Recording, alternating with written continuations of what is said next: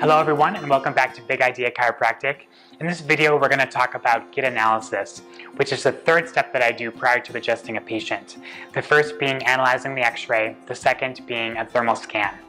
Watching someone walk allows me to see how your joints are moving in real time, which is a limitation of both x-ray and thermal scanning. The pelvis is made up of three primary bones: the left ilium, the sacrum, and the right ilium. Now these bones can move in multiple different ways. For example, the ilium can turn out, it can turn in, it can move up, or it can move down. This allows us to move freely while we walk. Each side of the pelvis should be moving symmetrically and opposite to each other. For example, if one side is moving out, the other side should be moving in. This will allow for equal motion on either side. Oftentimes the pelvis is misaligned in more than one direction, which means the adjustment that you give has to be compounded to account for both listings. All right, Katrina, so would you please walk for me? So when you're doing a gait analysis, what you want to do is look at each level separately. And so first off, I'm going to look at the pelvis and see how it's moving. You want to do this from the front and the back side. So what I'm seeing on Katrina is she's turned in on the right side, and so her gait is showing me that as her pelvis isn't turning in as she walks. Now I'm going to look at the back of her knees, see how her knee bones are moving. Now one of her kneecaps is actually deviated inward, and so you can see that on the walk as well as the x-ray. And then her tibia is turned in as well. So the tibia can either go backwards or forwards. So it's really best to look at both the front and the back when someone's walking. It'll help you determine which way the bone is misaligned. You want to make sure that you're at the level that you're looking at. So now I'm going to look at the feet. Just trying to keep going here for me.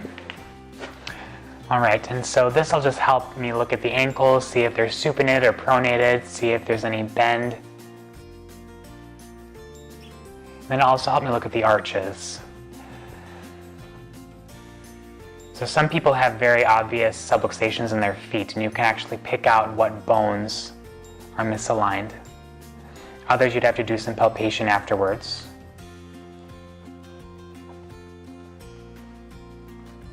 Now typically we would do a gait analysis after we had scoped the patient, taken x-rays on them. And it's really just an additional part of the puzzle. It really helps us pinpoint what needs to be adjusted on the patient. Sometimes a low back problem that we see on x-ray is actually due to a knee problem or a foot problem. And we can adjust the foot, we can adjust the knee, and it will actually correct the low back or even the upper cervical.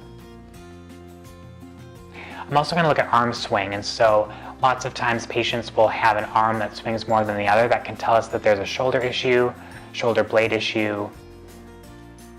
And here I can actually see that Katrina's right arm swings a little bit more than the left arm. It's also higher on the right side, so that gives me some information as well.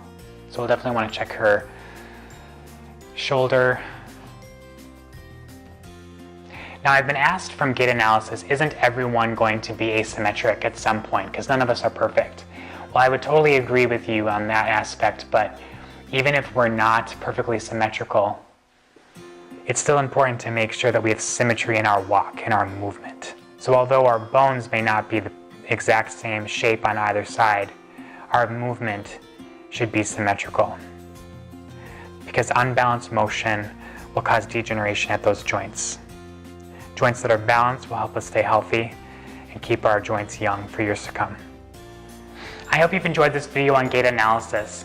For more videos on what we do here at the clinic, subscribe to our YouTube channel or check out our website at bigideachiropractic.com.